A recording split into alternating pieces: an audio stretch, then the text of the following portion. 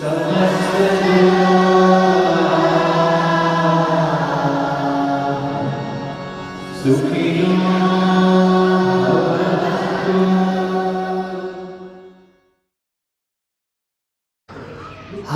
I'm Hari Singh. I'm French. I live in Mexico City been living there for many years. I'm teaching Kuṇḍalinī Yoga, and I'm grateful to be among all these yoga teachers here in the International Yoga Festival in Rishikesh, India. It's always nice to come to India, such a big and great country, India.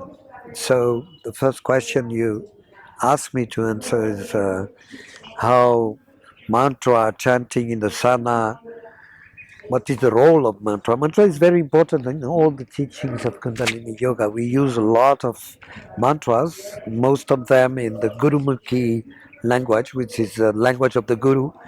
It's a language that was formed under the 10 gurus of the Sikhs, and it's a little bit different from the mantras that the Hindu tradition is using, but it has the same origin in Sanskrit. So we use them a lot. Mantra is any sound that has some significance, but most important is the sound it makes. So you can have mantra in English, you can have mantra in Spanish, you can have mantra in any language, but we use mainly mantra in the sacred languages of old India, and here in Kundalini Yoga especially we use Gurumukhi mantras. And mantra are very important because the sound is has an impact on our psyches, and what we chant will regulate the rhythm of your psyche and will clean up your subconscious mind. So in our teachings, mantra is priority, primordial.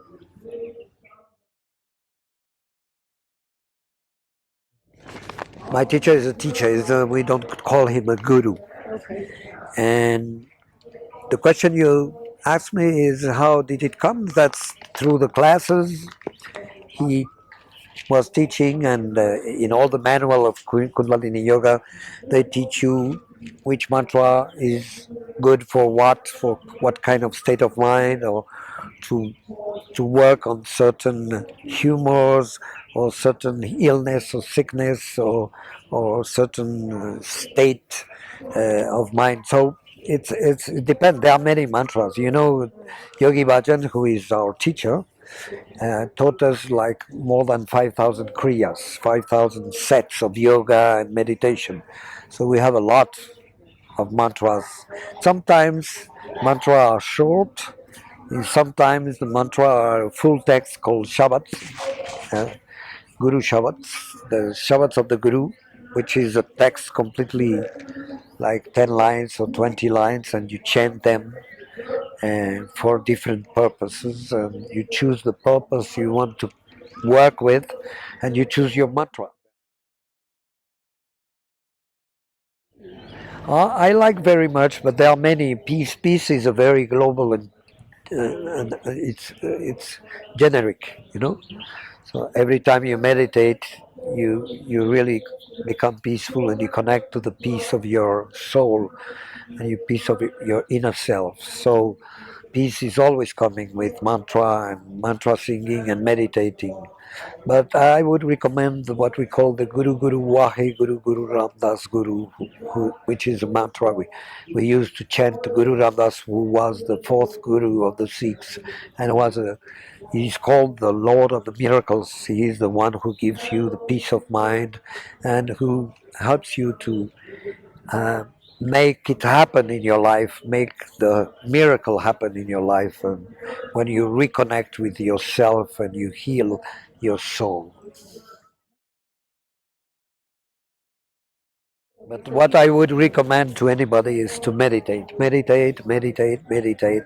So you are in peace with yourself, you're connected to yourself, you're connected to your inner self, so you are in harmony, you are balanced, and when you're balanced, you can begin to speak about peace. Peace, to speak only about peace and doing a lot of things about peace. If you're not yourself in peace with yourself, it's very difficult that you can achieve some peaceful environment. Peace begins in your inner self. That's for sure. So it gives the result of a peaceful environment. So it begins with yourself and with your family, then with your neighbors, with your community, and it goes on. It's a whole dynamic. It's a whole story. Uh, I was from the '60s. I was a young guy in the '60s, but I lived the '60s. The '60s were the time of the hippies, of the political activism, of the drugs, alcohol, exaggeration in all what you could put in your body to have high experiences. So at the beginning, when I began to practice yoga, Kuṇḍalinī Yoga, for me it was like, oh, you can achieve very extreme state of mind, state of your being through meditation and through yoga, not through drugs and alcohol and external products. So first of all, when I came to that, it's because it was a substitution of what I was doing before. I was really many people who take drugs or take alcohol. It's because they are looking for a mystical state. Not everybody, but then with the time it get lost on the track because you become to be sick. You become to your nervous system gets completely wrecked. So when I found yoga, I found really something that was giving me the peace I was looking for, the state of mind I was looking for, the high state of mind, mystical state of mind. So I say that's much better. So I stopped definitely doing what I was doing, and that happened to many people of my generation. But it has not to be like this for everybody. I know people that have a completely different story. Everybody is a different destiny.